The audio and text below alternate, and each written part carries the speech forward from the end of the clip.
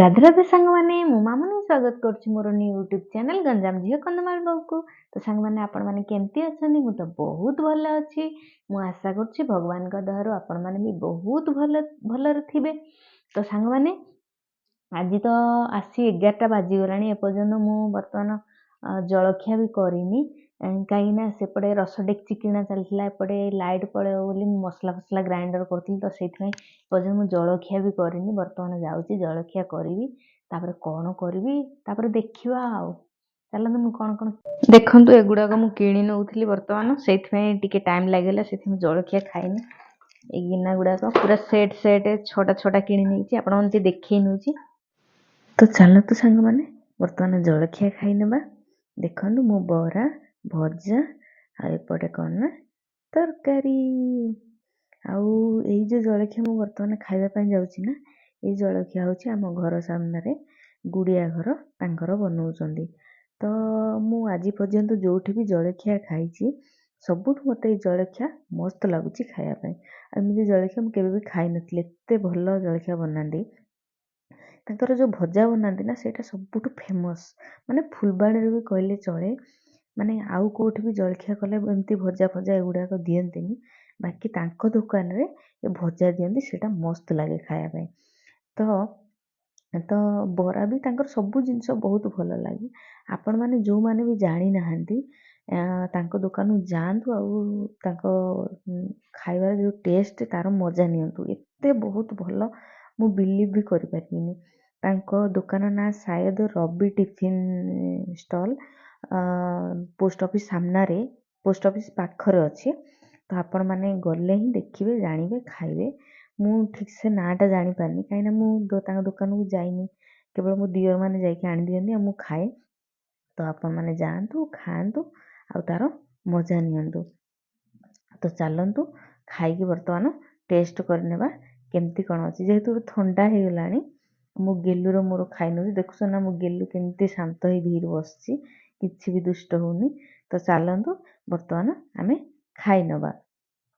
ଥଣ୍ଡା ହେଇଗଲାଣି ଯେହେତୁ, ମୋତେ ଗରମ ଗରମ ପସନ୍ଦ, ତାକୁ କ'ଣ କରିବା। ବହୁତ ବଢ଼ିଆ ଥିଲା, ମସ୍ତ ବି ଲାଗୁଛି। ବରା ବି ବହୁତ, ତାଙ୍କର ସବୁ ଜିନିଷ ବନାଉଛନ୍ତି, ବରା, ଇଡଲି, ଚକୁଳି, ଯାହାକୁ ଯାହା ପସନ୍ଦ। କିନ୍ତୁ ମୋତେ ଯେହେତୁ ବରା ପସନ୍ଦ, ତ ମୁଁ ବରା ନେଇକି ଆସିଯାଇଥିଲି। ଆଉ ମୋ ବାବୁ ମୁଁ ମିଶିକି ଖାଉଛୁ। ମୋ ଗେଲୁ, ସିଏ ବି ସୁନା ହେଇକି ଧୀରେ ବସିଛି, ବିଲକୁଲ ବି ଦୁଷ୍ଟ ହେଉନି। ଆଉ ଏମିତି ତ ସାଙ୍ଗମାନେ, ମୁଁ ଆଜି ଯେଉଁ ଷ୍ଟିଲ୍ ଜିନିଷ ଗୁଡ଼ାକ, ରସ ଜିନିଷ ଗୁଡ଼ାକ କିଣିଛି ନା, ଆପଣମାନଙ୍କୁ ଦେଖେଇ ନେଉଛି। ଆଉ ଯାହାକୁ ବି ଭଲ ଲାଗୁଛି ମୋତେ କମେଣ୍ଟ ମାଧ୍ୟମରେ ନିହାତି ଜଣେଇବେ କେମିତି କ'ଣ ଲାଗିଛି। ତ ମୁଁ ଦେଖିଲି ଯେମିତି ଗୋଟେ ଥରରେ ମୋତେ ପସନ୍ଦ ଆସିଗଲା, ସେଥିପାଇଁ ମୁଁ ରଖିନେଲି। ମୋତେ ବି ବହୁତ ବଢ଼ିଆ ଲାଗୁଛି। ଦେଖିନିଅନ୍ତୁ, ଇଏ କ'ଣ ଜାଣିଛନ୍ତି? ଗ୍ଲାସ୍ ଦେଖନ୍ତୁ, କେତେ ଛୋଟ ଛୋଟ ଗ୍ଲାସ୍, କ୍ୟୁଟ୍, ପୁରା କ୍ୟୁଟ୍। ଆଉ ଏଇଟା ଗୋଟେ ଗିନା, ବହୁତ ବଢ଼ିଆ ଲାଗୁଛି, ସେଥିପାଇଁ ମୁଁ ଦେଖି ନେଇଗଲି। 6ଟା ନେଇକି ପଳେଇ ଆସିଛି। ଇଏ ଦେଖି ନିଅନ୍ତୁ, ଇଏ ଗ୍ଲାସ୍ 6ଟା, ଆଉ ଏପଟେ ଗିନା ବି 6ଟା। ଭଲ ଲାଗୁଛି, ମୋତେ ବହୁତ ବଢ଼ିଆ ଲାଗୁଛି। ଏତେ ଛୋଟ କି ନାହିଁ, କ୍ୟୁଟ୍।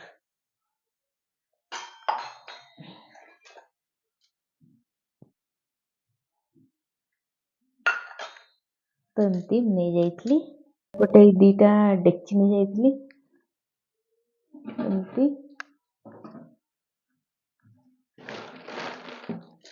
ଆଉ ଏଇ ଗୋଟେ ଡେକ୍ଚିଟା ନେଇଯାଇଥିଲି।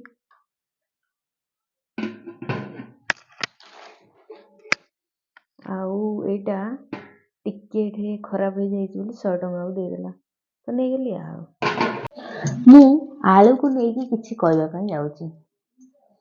ଆଳୁ ଏମିତି ଗୋଟେ ପରିବା, ଯାହାକି ସବୁ ଓଡ଼ିଆଙ୍କ ଘରେ କିଛି ଥାଉ କି ନଥାଉ, ଆଳୁ ନିହାତି ଥିବ।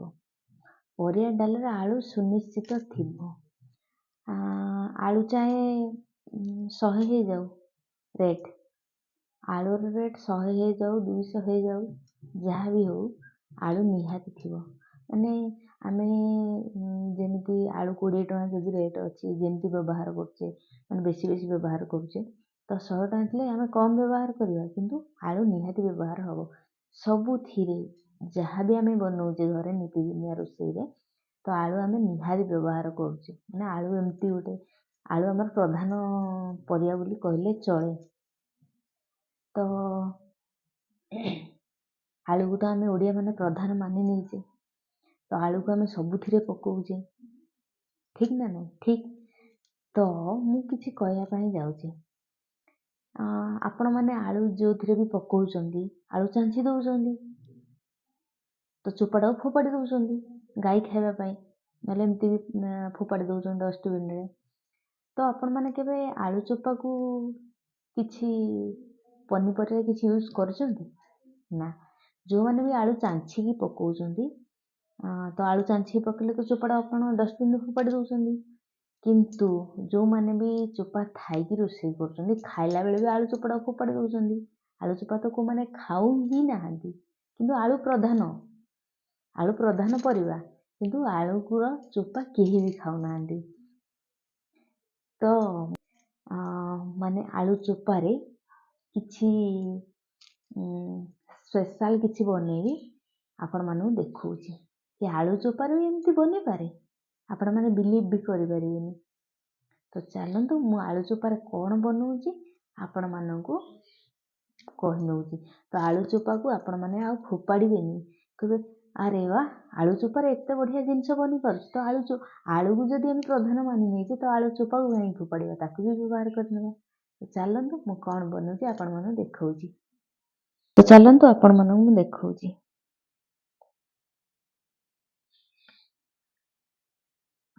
ଇଏ ହେଉଛି ଆଳୁର ଚୋପା। ଆଳୁକୁ ମୁଁ ତରକାରୀରେ କାଟିକି ପକାଇ ସାରିବା ପରେ ତା ଚୋପାଟିକୁ ମୁଁ ଭଲ ଭାବରେ ଧୋଇକି ତାର ମାଟି ଅଂଶ ଛଡ଼େଇକି ତାକୁ କ'ଣ କରିଛି ଦେଖନ୍ତୁ, ଗୋଟେ କଟନ୍ କପଡ଼ାରେ କିଛି ସମୟ ପାଇଁ ଘୋଡ଼େଇକି ରଖିଦେଇଛି, କଭର୍ କରିକି, ତାକି ଆର ଯେଉଁ ଧୋଇ ସାରିଲା ପରେ ଯେଉଁ ପାଣି ଅଂଶଟା ପୁରା ଶୁଖିଯିବ।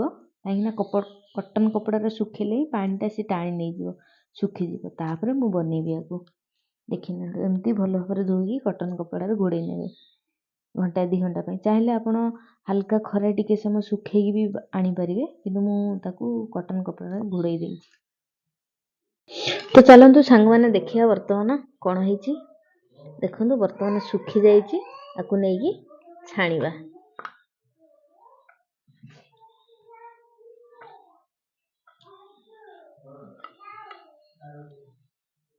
ଦେଖନ୍ତୁ କେତେ ବଢ଼ିଆ ଭାବରେ ଶୁଖି ଯାଇଛି। କଟନ୍ କପଡ଼ାରେ ଘୋଡ଼େଇକି ରଖିବା ଦ୍ୱାରା ମାନେ ପୁରା ପାଣି ଛାଡ଼ି ଯାଇଛି। ତ ଏହିପରି ଭାବରେ ଆପଣମାନେ କରିବେ। ତ ମୁଁ ଯାଉଛି ବର୍ତ୍ତମାନ ଛାଣି ନେବି ଆକୁ। ତ ଚାଲନ୍ତୁ ସାଙ୍ଗମାନେ ଫୋପାଡ଼ୁଥିବା ଜିନିଷରୁ କିଛି ୟୁନିକ୍ ଜିନିଷ ବନେଇବା। ତ ଆପଣମାନେ ବି ଟ୍ରାଏ କଲେ ହିଁ ଜାଣିପାରିବେ କି ଏଥିରେ କେତେ ଭଲ ୟୁନିକ୍ ଜିନିଷ ବନିପାରୁଛି ଆଉ କେତେ ଟେଷ୍ଟ ଲାଗୁଛି। ତ ମୁଁ ଯାଉଛି ବନେଇବି, ଆପଣମାନେ ବି ଡେରି କାହିଁ କରୁଛନ୍ତି? ଯେହେତୁ ଆଳୁ ଆପଣଙ୍କ ଘରେ ଅଛି, ତ ଡେରି କରିବାର କିଛି କଥା ନାହିଁ। ତ ଆପଣ ଚାଲିଯାଆନ୍ତୁ, ଚଟାପଟ ତାକୁ ଆଳୁ ଚାଞ୍ଚିକି ଆଳୁ ଚୋପାରୁ ବନେଇ ନିଅନ୍ତୁ। ଚାଲନ୍ତୁ। ତ ଚାଲନ୍ତୁ ବର୍ତ୍ତମାନ ଛାଣି ନେବା। ତେଲ ବି ଦେଖିପାରୁଛନ୍ତି ପୁରା ଗରମ ହେଇଗଲାଣି। ତ ଗୋଟେ ଗୋଟେ ପକେଇ ଛାଣି ନେବା।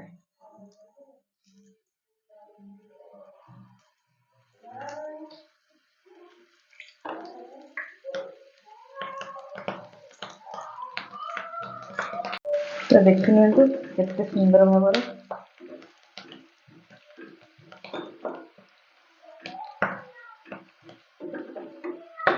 ବର୍ତ୍ତମାନ ଇଏ ବନିକି ରେଡ଼ି ହେଇଯାଇଛି।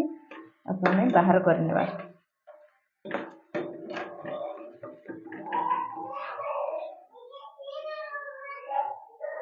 ଦେଖନ୍ତୁ କେମିତି ଦେଖାଯାଉଛି।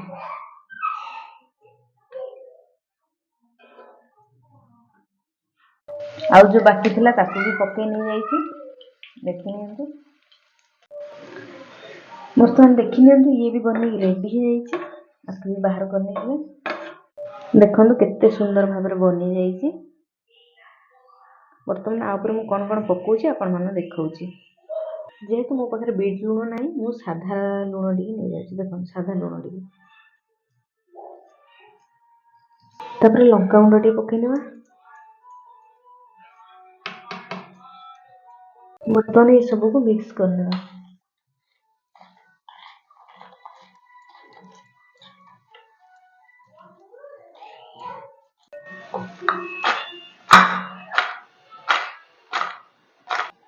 ଦେଖନ୍ତୁ ଭଲ ଭାବରେ ମିକ୍ସ ହେଇଯାଇଛି। କେତେ ସୁନ୍ଦର ଦେଖାଯାଉଛି। ତ ଚାଲନ୍ତୁ ବର୍ତ୍ତମାନ ଟେଷ୍ଟ କରିବା ଟାଇମ୍। ବର୍ତ୍ତମାନ ଟେଷ୍ଟ କରିବା। ଦେଖନ୍ତୁ ଆପଣଙ୍କ ସାମ୍ନାରେ ମୁଁ କେତେ କେତେ ପୁରା ଦେଖୁଛନ୍ତି ନା, ମସ୍ତ ଲାଗୁଛି। ତ ଆପଣମାନେ କାହିଁ ଡେରି କରୁଛନ୍ତି? ଯେହେତୁ ଆଳୁ ଆପଣଙ୍କ ପାଖରେ ଅଛି, ତ ଡେରି କରିବାର କ'ଣ ଅଛି? ନା ମାର୍କେଟ ଯାଇକି ଆଣୁଛନ୍ତି? କିଛି ନାହିଁ ନା, ଆଳୁ ତ ଆପଣଙ୍କ ପାଖରେ ଅଛି। ଜଲ୍ଦି ଜଲ୍ଦି ବନେଇବା ଷ୍ଟାର୍ଟ କରନ୍ତୁ। ଭିଡ଼ିଓକୁ ଏଣ୍ଡ କରନ୍ତୁ ଜଲ୍ଦି। ଭିଡ଼ିଓ ଏତିକି ଦେଖନ୍ତୁ, ଆପଣ ଜଲ୍ଦି ଯାଇକି ପ୍ରଥମେ ଇଏ ବନାନ୍ତୁ, ଖାଆନ୍ତୁ, ତାପରେ ଭିଡ଼ିଓ କଣ୍ଟିନ୍ୟୁ କରିବେ। ଠିକ୍ ଅଛି, ତ ଜଲ୍ଦି କରନ୍ତୁ। ତ ସାଙ୍ଗମାନେ, ଆଜିର ଭିଡ଼ିଓଟି ଆପଣମାନଙ୍କୁ କେମିତି କ'ଣ ଲାଗିଛି କମେଣ୍ଟ ମାଧ୍ୟମରେ ନିହାତି ଜଣେଇବେ। ଆଉ ଭଲ ଲାଗିଥିଲେ ଭିଡ଼ିଓଟି ଲାଇକ୍, ସେୟାର, ସବସ୍କ୍ରାଇବ୍ କରିବା ପାଇଁ ବିଲକୁଲ ବି ଭୁଲିବେନି, ନିହାତି କରିବେ। ଆଉ କ'ଣ କହିବି, ତ ପୁଣି ଦେଖା ହେବା କାଲି ଏକ ନୂଆ ଭିଡ଼ିଓରେ। ଆଉ ସେଇ ରୋଷେଇ ଘରକୁ ନେଇ, ସେଇ ରୋଷେଇକୁ ନେଇ ଏମିତି କିଛି ୟୁନିକ୍ ଭିଡ଼ିଓ ବନେଇବା, ଆଉ କିଛି ଏମିତି ନୂଆ ନୂଆ ଆଇଟମ୍ ବନେଇକି ଖାଇବା। ଆଉ ଆପଣମାନେ ବି ବନାନ୍ତୁ, ମୁଁ ତ ବନେଇକି ଆପଣମାନଙ୍କ ସହିତ ସେୟାର କରୁଛି। ତ ଚାଲନ୍ତୁ, ରହିଲି, ରାଧେ ରାଧେ।